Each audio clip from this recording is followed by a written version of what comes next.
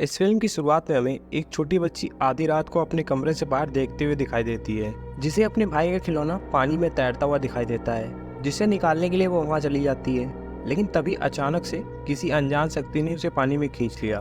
बेचारी बच्ची पानी से निकलने की काफी कोशिश करती है कि तभी एक औरत पूल के बाहर से उसे अपना हाथ देती हुई दिखाई देती है।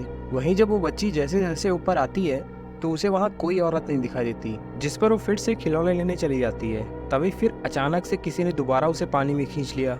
वो मदद के लिए बहुत चिल्लाई पर किसी को कुछ सुनाई नहीं दिया, जिसके कुछ पलों बाद सब कुछ शांत हो गया और वो बच्ची वहाँ से गायब हो जाती है। इसके बाद हम देखते हैं कि साल 2023 में वॉलर फैमिली अपने लिए नया घर ढूंढ रहा था। रे वॉलर पहले बेसबॉल खेलता था, पर अचानक बीमार होने से उसे खेल से रिटायर होना पड़ा। उन्होंने कई सारे घर देखे पर उन्हें कुछ खास पसंद नहीं आया, इसीलिए वो वापस जाने लगे। पर रास्ते में रे अपनी पत्नी को गाड़ी रोकने को कहता है। वहाँ एक खाली घर था, जिसके अंदर जाकर वो देखते हैं कि पीछे एक बहुत बढ़िया स्विमिंग पूल था। रे हमेशा से अपने घर के अंदर एक पूल चाहता था। अचानक उसे पानी में एक बेसबॉल दिखाई दी। रे उसे उठाने के लिए झुकता है, तभी वो पानी में गिर जाता है, जिसके साथ ही उसे वही सब दिखाई देने लगता है जब वो बेसबॉल खेला करता था। तभी अचानक उसका बेटा एलियट उसे देख लेता है और चिल्लाने लगता है, और जल्द ही ईव अपनी बेटी के साथ आकर उसे पानी से बाहर निकाल लेती है। जिसके बाद ईव रे को हॉस्पिटल ले जाती है, जहां डॉक्टर उसे हर रोज योगा व स्विमिंग करने की सलाह देते हैं ताकि वो जल्द से जल्द ठीक हो सके। जब वो वापस लौट रहे थे तो रे ईव से वही स्विमिंग पूल वाला घर लेने की बात करता है, क्योंकि डॉक्टर ने भी स्विमिंग करने को कहा था, इसलिए ईव मान जाती है ताकि वो जल्दी से ठीक हो सके।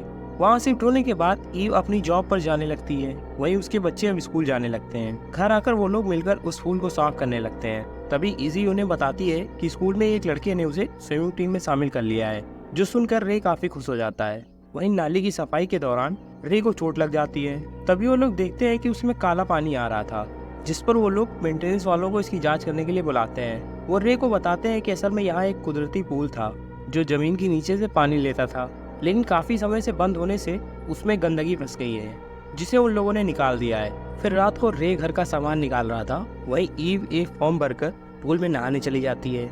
उसे उसकी कैट का बर्ताव कुछ अजीब सा लग रहा था। तभी उसे स्विमिंग करते हुए पूल के किनारे कोई खड़ा हुआ दिखाई देता है। पहले तो उसे लगा शायद वो रे है, लेकिन तभी वहाँ की लाइट जलने बुझने लगती है, जिससे ईव तुरंत पूल से बाहर आ जाती है। अंदर जाकर देखने पर उसे वहाँ उसके बच्चे सोते हुए दिखाई देते हैं। वहीं वो रे से इसके बारे में पूछती है, लेकिन रे इससे इनकार कर देता है। उधर उसकी बिल्ली पूल के पास घूम रही थी कि अचानक उसे वही खिलौना दिखाई देता है, जिसके साथ ही वहाँ की लाइट जलने बुझने लगती है। जिसके अगले दिन उन्हें पूल में बिल्ली का पट्टा मिलता है। रे उस पट्टे को अपने हाथ से बाहर निकालता है, जिसके बाद उसे चेक करने पर अपने हाथ में कोई जख्म नहीं मिलता। वहीं उधर रात को ईव को डरावना सपना आता है कि वो पूल में तैर रही है और पूल को ढका जा रहा है, जिससे अचानक उसकी आंख खुल जाती है और वो देखती है कि रे पूल में तैर रहा था।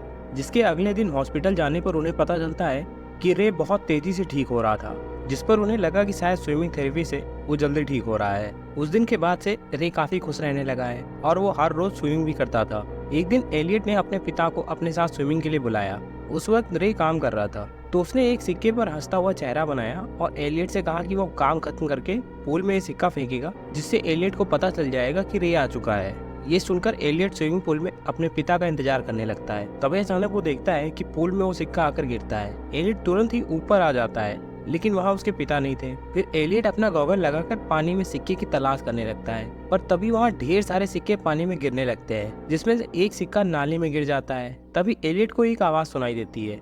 उसने देखा कि बाहर एक लड़की उसे घूर रही है, पर हमेशा की तरह एलियट के बाहर आते ही वहाँ कोई नहीं था, जिससे एलियट थोड़ा घबरा जाता है। पर उसने सोचा कि शायद उसकी बहन उसे डराने की कोशिश कर रही है, इसलिए एलियट फिर से स्विमिंग करने लगता है। जिसके कुछ समय बाद उसे एक छेद से एक लड़की की आवाज सुनाई देती है। वो लड़की उसे अपना नाम रेबिका बताती है और वो उसे अपना खिलौना देने लगती है।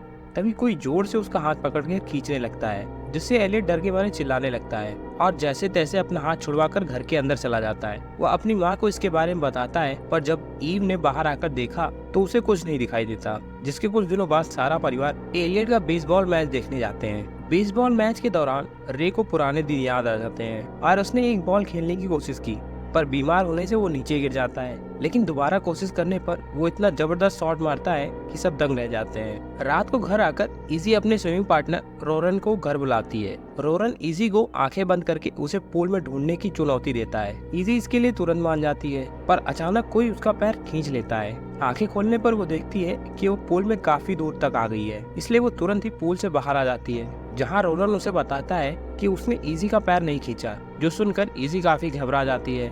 जिसके बाद एलियट इजी से पूछता है क्या उसने पूल में कुछ देखा, जिस पर इजी मना कर देती है क्योंकि वो नहीं चाहती थी कि एलियट के मन में डर बैठ जाए। जिसके बाद एलियट इसका पता लगाने के लिए घर में ही पूल पार्टी रखता है, जहां वो कैमरा लगाकर वहां हो रही हर चीज को रिकॉर्ड करता है। वहीं ईव को भी इस पर डाउट था क्योंकि रे इतनी जल्दी ठीक हो गया था, इसलिए वो इस घर की पिछली मालकिन से पूल के बारे में पूछती है, जिस पर वो ईव को बताती है कि कई साल पहले इस पूल में एक लड़की डूबकर मर गई थी और तब से यहाँ रहने वालों को काफी मुश्किलें आती हैं। उधर रे बाहर बच्चों के साथ पूल में खेल रहा था कि तभी अचानक नाली से काला पानी निकलकर सीधा उसके मुंह में घुस जाता है, जिससे उस पर काला जादू सा हो गया और वो बच्चों को पानी में डुबाने की कोशिश करने लगता है। तभी एलियट इसे देख लेता है और वो तुरंत अपनी माँ को आवाज लगाता है। वो सभी मिलकर उसे बाहर निकालते हैं, जिसके बाद से रे की तबीयत काफी खराब होने लगती है और उसके मुंह से काला पानी बहने लगता है। इसके बाद ईव ने थोड़ी रिसर्च की तो उसे पता चला कि इस घर से अब तक कई लोग लापता हो चुके हैं। जिसके बाद वो रेबिका की माँ का पता लगाकर उनसे मिलने चली जाती है, जहाँ उसे पता चलता है कि उस कुदरती फूल में लोगों की बीमारी ठीक करने की शक्ति है,